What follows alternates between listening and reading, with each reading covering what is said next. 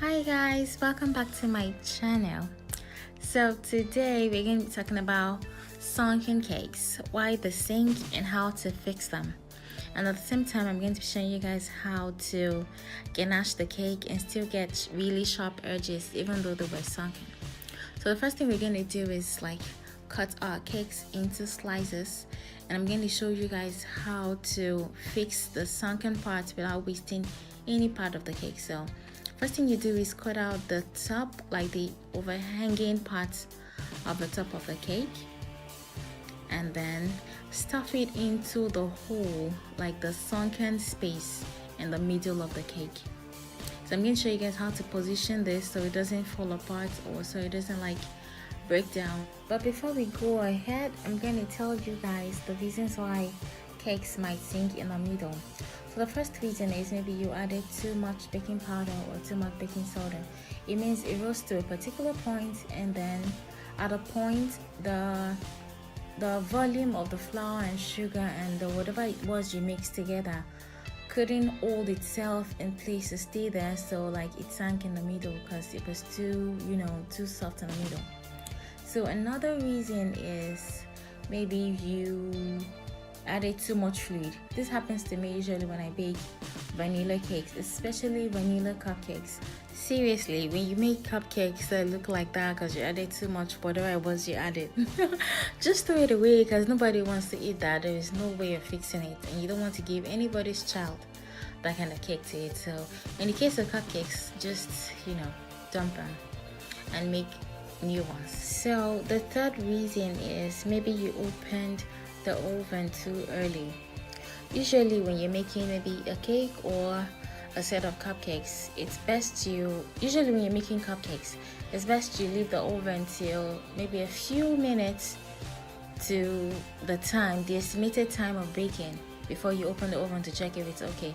The same thing with cakes. You shouldn't just open your oven at any time, because every time you open the oven, you're letting out heat from the oven, and the point is to preserve the heat because it's the heat that bakes the cake. So if you let out heat, it means when you close back the oven has to reheat. I don't know if that makes sense.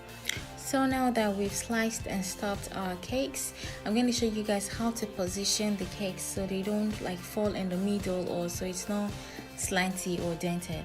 So be mindful that I put the flat side downwards, so the sunken part was facing upward, and I filled it with buttercream. And the next thing I did was to add the next layer, and I filled that with buttercream as well. The next layer I'm going to add right now is also the sunken part, which means the under is sunken, and I turned it upside down. Do you understand? That way the buttercream you put on the layer beneath it would fill that spot and not let your cake sink.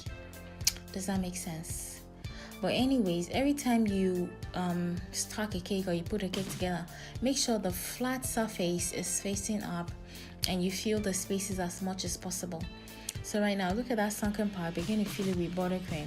Even though we already filled it with the cake scraps that we cut from the top, we're going to fill this top with buttercream and then put the next layer on it inverted. I'm sure that makes sense, yeah? Okay, so like that. So look at that sunken layer as well. I'm going to put it on top inverted. I'm going to turn it upside down. That way the buttercream in this layer is going to fill that space. Yes, that's what we're doing. So right now I'm going to show you guys how to ganache the cake. Usually I like to ganache my cakes in 5 parts. This is the first part. The first part is I pour some ganache on top of it, and then I smoothen it around, and then I'm going to pour another layer that is going to get to the bottom of the cake. The point of ganaching the cake is to have a coating firm enough for you to put the fondant on, and it will stick and still look very neat.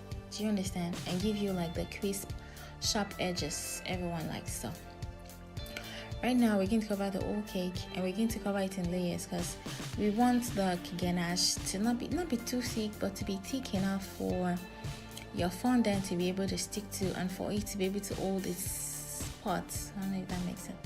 So now I'm going to add the third layer. This is the third layer, and I'm going to smoothen it around. And be mindful, for every time you leave your ganache out, it starts to firm up. So you should warm it up at intervals in the microwave for like maybe 5 to 10 seconds, 10 seconds, so it to be easy to work with. That way it's more liquidy and to be easier for you to work with. So now this is the first layer. It is really easy. It's just like your layering makeup. I don't know if that makes sense. You're going to put the first layer of foundation, especially if you have maybe problematic spots on your face. The first layer of foundation, allow that to firm up and then apply another one. That's exactly the same thing we're doing here. You don't have to wait for it to firm up. As you're working, it's firming up. So that's the more reason why you have to melt your ganache in the microwave at least maybe 2 or 3 times before you finish this step, because it sets up pretty fast. So this is the 5th layer. So this is basically just sealing everything and for it to be smooth and nice.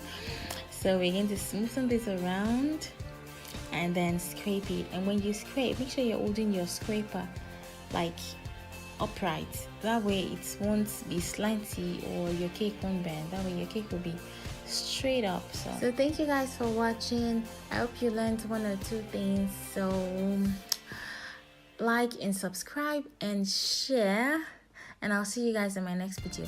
Anywho's, those 2 cakes finally became this cake, this secret cake, and this forex cake. Thank you guys. See you next time.